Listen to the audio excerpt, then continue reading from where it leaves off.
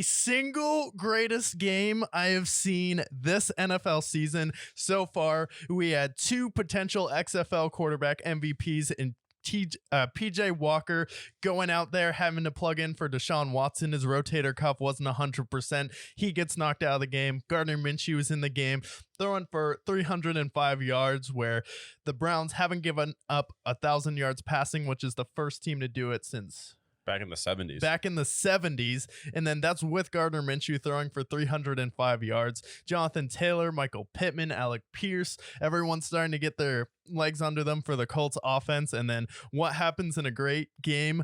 Back and forth. We get some turnovers, we get some defensive scores, and then we get a 300-pound man jumping over an offensive lineman to block a kick, stripping Gardner Minshew in the end zone for a game-winning touchdown. And then PJ Walker, he didn't do too much in this game, but he did throw the clutch throw in this game to get them to win and seal it. Jerome Ford did go out in this game, which is concerning, but not before ripping off another masterful run. Kareem Hunt balling out in this game, getting the touchdown on the Wildcat, and then just Myles Garrett throwing himself in the MVP conversation and then willing the Browns to victory. And then Shane Steichen coaching his ass off. I mean, my God, if the Colts were a little bit better and potentially could make the playoffs with Gardner Minshew, I'm like, this guy is definitely a coach of the year candidate. They definitely got the right guy there. You can see with the Eagles drop off on offense,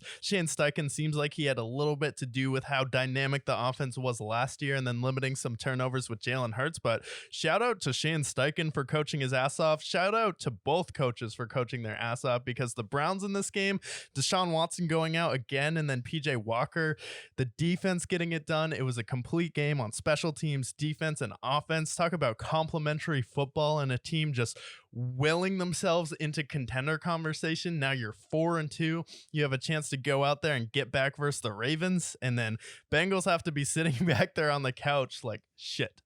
The Ravens annihilate.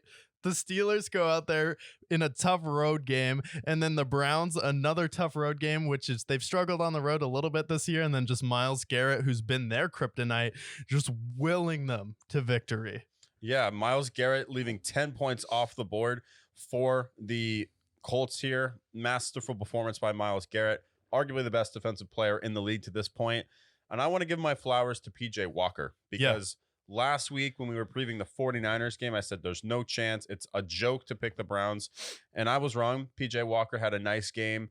Didn't really turn the ball over. Played relatively well, winning that game, beating the undefeated 49ers. And then he goes to the Colts, has a good game, limited in the most part, but has a good game, beats the Colts 2-0 with the Browns to this point, playing a great game. XFL MVP in the making here. Actually won an MVP with the XFL. Yeah, he did. Had a good game. Good plays by Jerome Ford. It's unfortunate to see Jerome Ford go down. He should miss some time, but they have Kareem Hunt and Pierre Strong, and they have played well as well. So the run game's going to be great. Tight end day, David Njoku made some nice catches. We love to see it. We get paid $1 every time we say National Tight Ends Game. That's $2 now. National Tight End Day. National Tight End Day. Made another $2. And then for the Colts, Jonathan Taylor really starting to rip it off. He had a great touchdown earlier in this game. And then also rookie Josh Downs. Josh Downs played a great game. Made some nice catches for him. Alec Pierce making some nice grabs as well. So kind of like the receiver corps at this point. I think they would benefit from someone like a Devontae Adams who could be on the move. But overall, I mean, Michael Pittman had some nice plays. He had that big rip touchdown as well. Decent receiver corps. Gardner Minshew played his ass off. Didn't quite pull it off, but great game all around. Probably the best game so far of the season.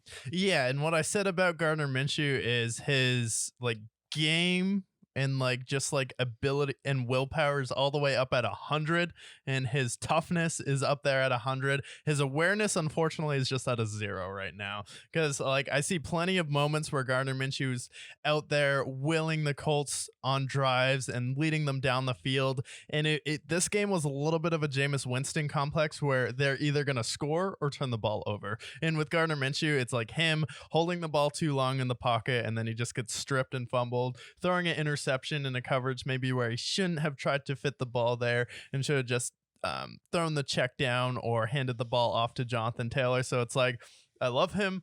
The dude is a gamer. He kept them in this game versus a very tough Cleveland Browns defense. Shout out to the Colts for dropping 38 points on this Cleveland Browns defense. Definitely impressive, but you just can't do that in the end zone. You just have to have more awareness in the pocket. So if he could just raise that awareness trait up maybe to like even like a 40, just so it's not at 0, and then like just have that come along with your gamer attribute, then that would make a lot more sense for Gardner Minshew. And he could be better if he just cleaned up his act with the turnovers and the fumbles in the pockets. I don't mind the interceptions, just the fumbles are really what he's got to work on. And if he can kind of reel that in, this is a team that could make a push at the end of the year. But Stefanski, Shane Steichen, credit to both of you guys coaching your ass off. And then coach of the year so far, Jim Schwartz, shout out to you. Everyone on that team loves him.